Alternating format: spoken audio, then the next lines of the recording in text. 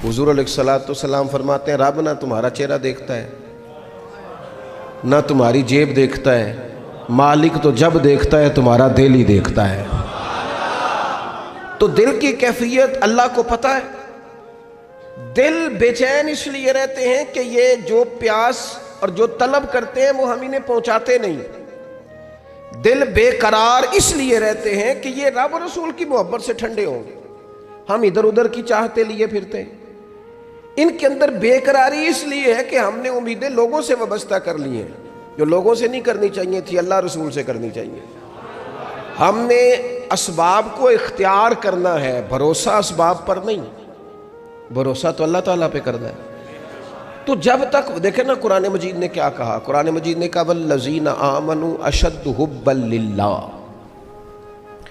فرمایا وہ لوگ جو ایمان لے آئے وہ اپنے رب سے شدید محبت کرتے ہیں، اپنے رب سے پیار کرتے ہیں۔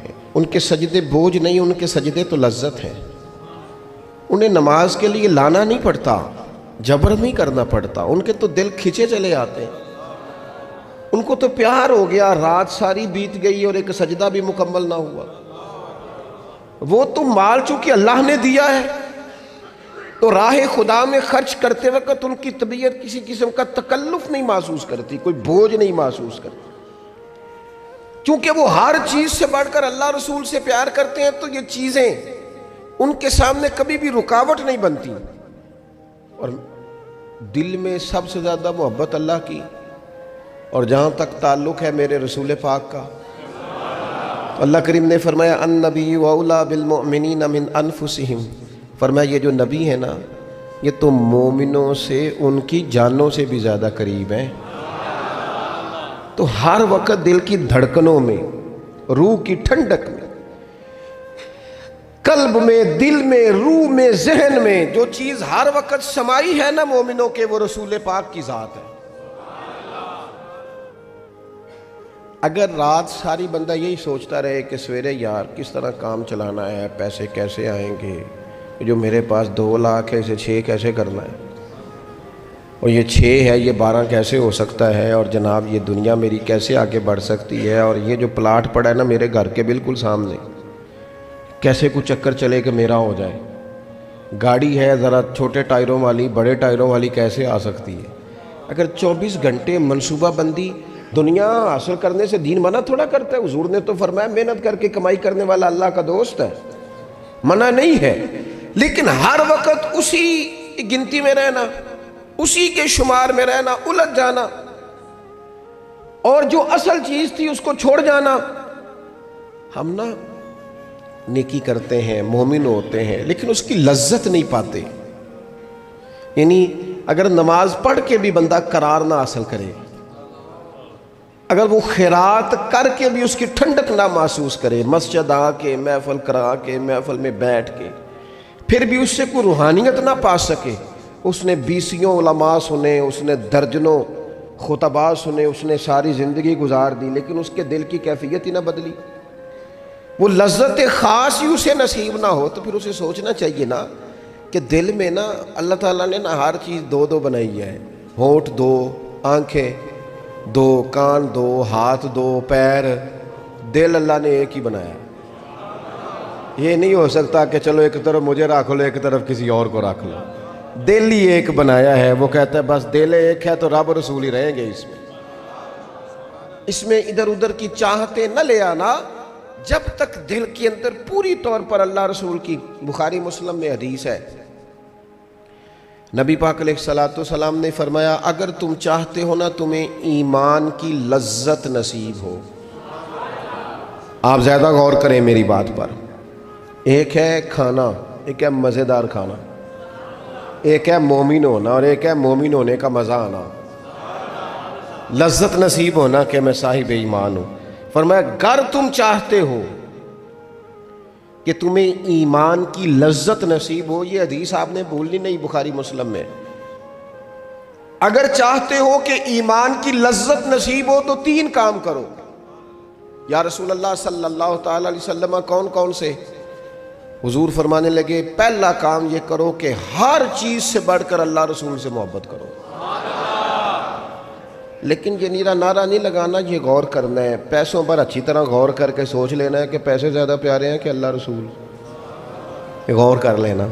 یہ جو جھوٹی انا کے بت بنائے ہوئے نا، میری عزت، میری برادری، میری افسری، میرا قبیلہ، میری کرسی، یہ غور کر لینا ہے کہ کرسیاں زیادہ پیاری ہیں، اقتدار زیادہ پیارا ہے کہ اللہ رسول۔ ایک طرف رسول اللہ کی شریعت اور ایک طرف تیری برادری کے رسم و رواج، لیکن شادی والے دن رسم و رواج جیت گئے۔ کدھر گئی تیری محبت رسول؟ وہ صرف محفل والے دن تھی، ربیع الاول شریف میں تھی۔ ہم تو دیندار سمجھتے ہی اس کو ہیں جس کے گھر میں شادی ہو تو پتہ چلتا ہے کتنا دیندار ہے۔ محفل میں تو سارے دیندار ہوتے ہیں، یہ تو پتہ ہی تب چلتا ہے جب کسی کا انتقال ہو جائے یا گھر میں کوئی خوشی آئے کہ اب یہ کتنا دیندار ہے، اب پتہ چلے گا۔ مسجد میں تو سارے دیندار ہیں۔ فرمایا اگر چاہتے ہو کہ لذت ایمان نصیب ہو تو ہر چیز سے بڑھ کر اللہ رسول سے پیار کرو۔ اور دوسرا فرمایا جس سے بھی پیار کرو نا، اللہ رسول کی رضا کے لیے کرو۔ شکریہ کا تکلف بھی چھوڑ دو، وہ میرا احسان مانے گا یہ بھی چھوڑ دو، میری تعریف کرے گا یہ بھی چھوڑ دو، فقط اللہ رسول کی رضا کے لیے رشتے بنانے شروع کرو، مومن ہونے کا مزہ آئے گا۔ جتنے ہم شکوے کرتے ہیں نا رشتہ داروں کے، بھائیوں کے، قبیلوں کے، برادریوں کے، یہ سارے ختم ہو جائیں اگر ہم محبت اللہ رسول کی وجہ سے کرنی شروع کر دیں۔ اگر بنیاد اللہ رسول کی رضا ہو تو ہماری طبیعتوں میں کسی کے لیے نفرت پیدا نہ ہو، بے ادبی پیدا نہ ہو، کوئی ایسا ماحول نہ آئے۔ کیوں کہ ہم ڈائریکٹ پیار ہی نہیں کرتے، ہم جس سے بھی پیار کرتے ہیں درمیان میں رب و رسول کو رکھ کے کرتے ہیں۔ اور حضور فرماتے ہیں قیامت کے دن رب اعلان کرے گا، اللہ فرمائے گا وہ کہاں ہیں جو دنیا میں میری رضا کے لیے آپس میں پیار کرتے تھے؟ یا اللہ کیا ملنے والا ہے؟ اللہ فرمائے گا آج میرے عرش کے سائے کے علاوہ سایہ کوئی نہیں۔ جو دنیا میں میری رضا کے لیے آپس میں پیار کرتے تھے انہیں آج میں اپنے عرش کا سایہ عطا کروں گا۔ تو اگر ایمان کی لذت چاہتے ہو، ایک تو ہر چیز سے بڑھ کے اللہ رسول سے پیار کریں، ایک جس سے بھی پیار کریں اللہ رسول کے لیے کریں، اور دوسرا فرمایا مومن ہونے کے بعد، کلمہ نصیب ہونے کے بعد، ایماندار ہونے کے بعد کفر کی طرف جانا اتنا ناپسند کریں، اتنا ناپسند کریں جتنا کوئی آگ میں جانا ناپسند کرتا ہے، اتنا ناپسند کریں۔ اگر یہ ذہن بن گیا پھر لذت نصیب۔ میں آپ سے عرض کروں میرے عزیزوں، ہم نا تھکی تھکی سی زندگی گزارتے ہیں، بور سا وقت گزارتے ہیں، الجھے ذہن رہتے ہیں، بکھری سوچیں رہتی ہیں، ٹوٹے خیالات، پختگی نہیں باتوں میں، مضبوط نہیں افکار۔ کسی نے مشورہ دیا تو 10 منٹ کچھ اور سوچ لیا، اگلے سے بات کی تو پھر پچھلے کی بات ختم ہو گئی، اپنی زندگی میں مضبوطی نہیں۔ او خدا کے بندو، ہمیں تو ایک سادہ سا اسلوب دے دیا گیا ہے کہ تم ہر چیز سے بڑھ کے رسول پاک سے محبت کرو۔ تو جب پوری طرح وہ محبت نصیب ہو جائے گی، جب پوری طرح وہ چاہت مل جائے گی، جب پوری طرح وہ خلوص نصیب ہو گیا، للہیت مل گئی، اللہ رسول کی بارگاہ نصیب ہو گئی، آپ یقین کریں حضور کی محبت بندے کو پکا کر دیتی ہے، اس کی سوچوں کو مضبوط کر دیتی ہے، اس کے اندر استقامت لاتی ہے رسول اللہ کی محبت، انسان طاقتور ہو جاتا ہے۔ میں تقریر نہیں کر رہا، جذبات کا اظہار کر رہا ہوں۔ میں آپ سے داد نہیں چاہتا، میں آپ کی ذہن سازی چاہتا ہوں۔ آپ بھلے میری بات پر کوئی سبحان اللہ ماشاءاللہ نہ کہے، لیکن میرے درد دل کو سمجھے میں کیا کہنا چاہتا ہوں۔ دوستو حضور کی محبت مضبوط کرتی ہے، مضبوط طاقتور کر دیتی ہے۔ نہ سمجھ آئے تو سیدنا بلال سے پوچھ کے دیکھو، مار پڑتی جاتی ہے، محبت طاقتور ہوتی جاتی ہے، تانے ملتے جاتے ہیں، محبت مضبوط ہوتی جاتی ہے۔ نہ سمجھ آئے تو سیدنا سلمان فارسی سے پوچھو، سالوں بیت گئے ڈھونڈتے، تلاش کرتے، آتے حضور کی بارگاہ میں حاضری دیتے، غلامی کرتے، کہاں سے چلے کہاں پہنچے۔ اگر نہ سمجھ آئے تو حضرت خبیب سے پوچھو، نہ سمجھ آئے تو بدر میں جا کے شہید ہونے والوں سے پوچھو یہ محبت کتنا طاقتور کرتی ہے۔ حضرت انس بن نضر سے پوچھو میدان احد میں کہ یہ محبت افکار کو زندہ کرتی ہے، روح کو تازہ کرتی ہے. بندہ نا زیادہ باتوں سے ویسے ہی بچ جاتا ہے. ایک شے ہی صرف یاد کرنی پڑتی ہے، ایک شے ہی. علم و بس کریو یار اے ہوئی حرف تینوں درکار. اعلیٰ حضرت فرماتے ہیں اے عشق تیرے صدقے ہم جلنے سے چھٹے سستے. جو آگ بجھا دے گی اب وہ آگ لگائی ہے، جو آگ بجھا دے گی اب وہ. اور پھر اعلیٰ حضرت فرماتے ہیں کہ یاد رکھنا جان ہے عشق مصطفیٰ، روز فزوں کرے خدا. اور جس کو ہو درد کا مزہ، جس کو ہو درد کا مزہ، ایک ہوتا ہے شفا کا مزہ، ایک ہوتا ہے بیماری کا مزہ. یہ حضور کی محبت کی وہ والا درد ہے کہ یہ مزیدار ہے. اعلیٰ حضرت فرماتے ہیں جان ہے عشق مصطفیٰ، روز فزوں کرے خدا. او لوگو جس کو ہو درد کا مزہ، وہ ناز دوا اٹھائے کیوں. اور پھر کے گلی گلی تباہ ہم ٹھوکریں سب کی کھائیں کیوں. اور دل کو جو عقل دے خدا تو تیری گلی سے جائے کیوں. دل کو جو عقل دے خدا تو تیری گلی سے جائے کیوں. صحابی بیٹھے ہیں نا نبی پاک کی بارگاہ میں، اور دیر سے بیٹھے اور جم کے بیٹھے، بٹھا کے اپنے محبوب کو اپنے پہلو میں.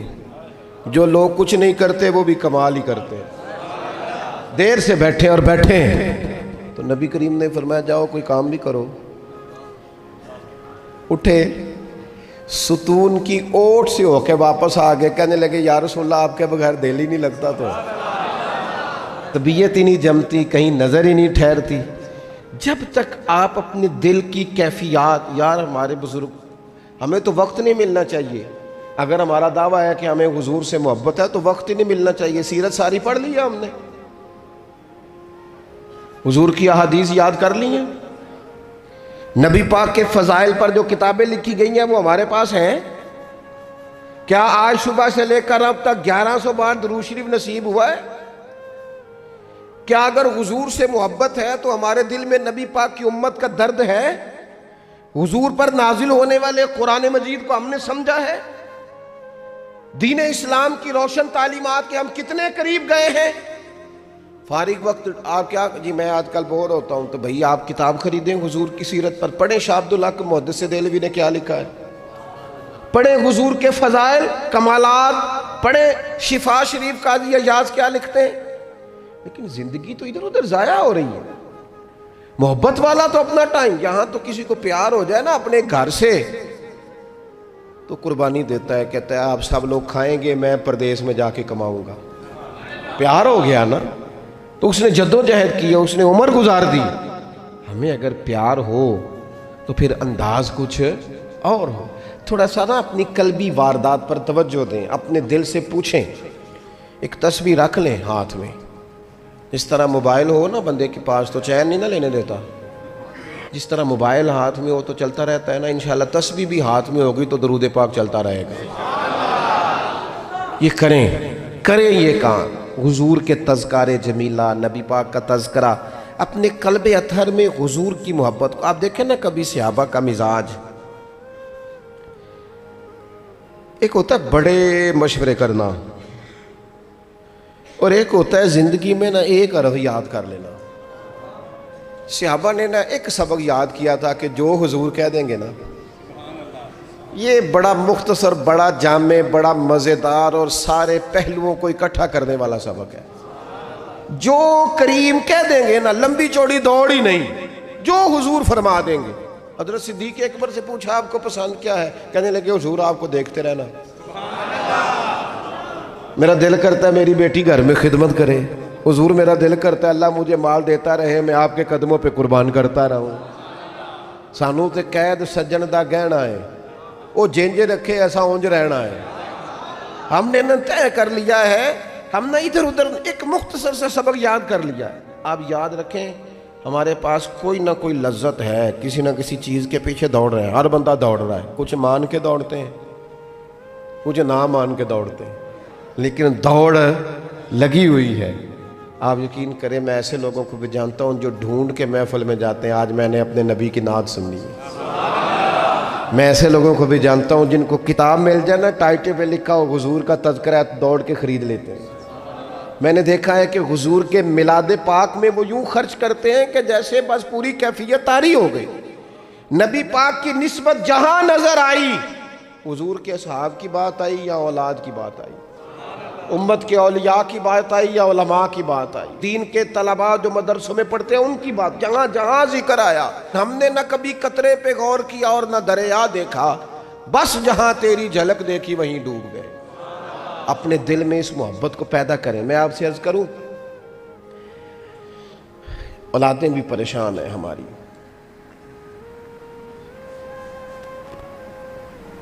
ہم نے بچوں کو پیسے دیے ہیں، ٹائم نہیں دیا، ہم نے بچوں کو گھر دیا ہے، خاندانی ماحول نہیں دیا۔ اب شکوہ صرف بچے سے نہیں کہ وہ موبائل پہ ہے، ابا بھی تو موبائل پہ ہی ہے نا، وہ بھی تو نہیں نہ چھوڑ رہا۔ بچے جو چھوٹے موٹے سوالات اپنے ماں باپ سے پوچھتے تھے تو ایک خاندانی روایات، ان کا حسن منتقل ہوتا تھا، وہ اب رخصت ہو رہا ہے۔ بچے اپنے گھروں میں، آپ کو پتہ ہے یہ صحابہ کی اولادیں کیوں جان قربان کرتی تھی نبی پاک پہ؟ انہوں نے گھر میں جو دیکھا تھا نا اپنے ماں باپ کو کرتے، تو وہ تیار تھے، ایک سے ایک بڑھ کر تھا۔ حضرت عمر بن جموح جنگ میں آئے تو چاروں بیٹوں سمیت آئے، اولادیں ساتھ آئیں ان کی۔ کیوں؟ انہوں نے اپنے بچوں کو وقت دیا، ٹائم دیا، ان کی تربیت کی۔ دیکھیں، ایک ہے میں تقریر کروں، تقریر سے بھی بچے سیکھیں گے، ایک ہے کہ جو ان کا باپ کرتا ہے۔ میں اکثر ایک مثال دیتا ہوں، میں کہتا ہوں کہ کئی دفعہ گھر میں نا اماں کہتی پتر چپ کر جا، تیرا ابا آج کل پریشان ہے، ناراض ہو جائے گا، چپ کر، ابھی بات نہ کرنا، کاروباری ٹینشن چل رہی ہے۔ ہوتا ہے کہ نہیں؟ پتر آج نہ بات کرنا، آج تیرے ابا جی کا موڈ نہیں ٹھیک، ہوتا ہے نا؟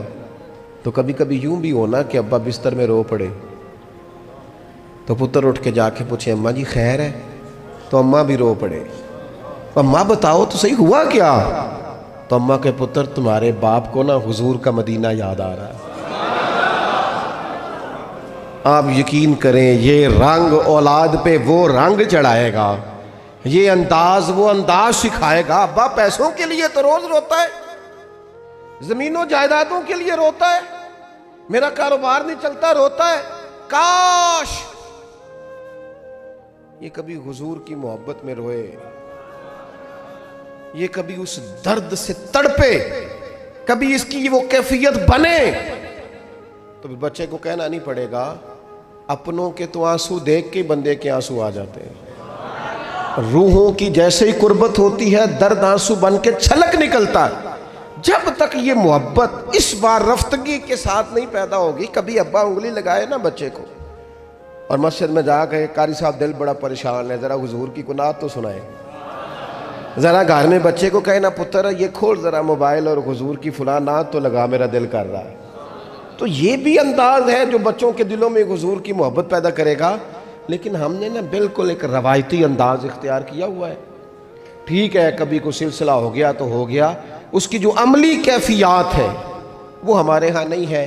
بات ختم کرنے لگا ہوں، نبی پاک صلی اللہ تعالیٰ علیہ وسلم کے غلاموں حضرت سعد بن ابی وقاص رضی اللہ تعالیٰ انہوں نے نا کلمہ پڑھ لیا، ماں احتجاج پہ بیٹھ گئی، اگر تو کلمہ نہیں چھوڑے گا تو میں روٹی نہیں کھاؤں گی اتنی دیر تک جب تک تو کلمہ نہیں چھوڑتا۔ ماں صلی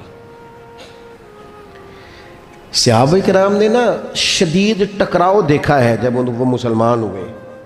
ہم تو نیکی کرتے ہیں، کوئی خیر کا کام کرتے ہیں تو شاباش ملتی ہے، وہاں یہ نہیں تھا، وہاں تو آپ نے اعلان کیا نہیں اور پتھر برسے نہیں۔ اماں بھوک ہڑتال پہ بیٹھ گئی، اب ظاہر ہے گلی محلے میں باتیں بھی ہوتی ہیں، برادری قبیلے میں بلو جی اماں ہڑتال پہ بیٹھی ہے، بھوک ہڑتال پہ۔ حضرت سعد بن ابی وقاص نے 2-3 دن دیکھا، تیسرے دن ماں بھی تھوڑی، اب 2-3 دن بندہ روٹی نہ کھائے حالت اور ہو جاتی۔ حضرت سعد جا کے نا اماں کے سرانے کھڑے ہو گئے، کہنے لگے اماں میں تیرا ہی پتر ہوں نا، اور مجھے سب سے زیادہ تو ہی جانتی ہے۔ اماں نے کہا اسی طرح ہی ہے، تو کہنے لگے اماں تو میرے جذبے بھی جانتی ہے، کہا پتر بالکل جانتی ہوں۔ تو کہنے لگے تیری ایک جان ہے نا، اگر تیری 1000 بھی ہو نا، ایک ایک کر کے ساری نکل جائے تو مدینے والے کا کلمہ پھر بھی نہیں چھوڑوں گا۔ کیونکہ وہ کچا رنگ ہے للاری والا جیڑا چڑھ دا تے لیندا رہندا، اے عشق تیرے دا رنگ محمد چڑھ جائے پھر نہیں لیندا.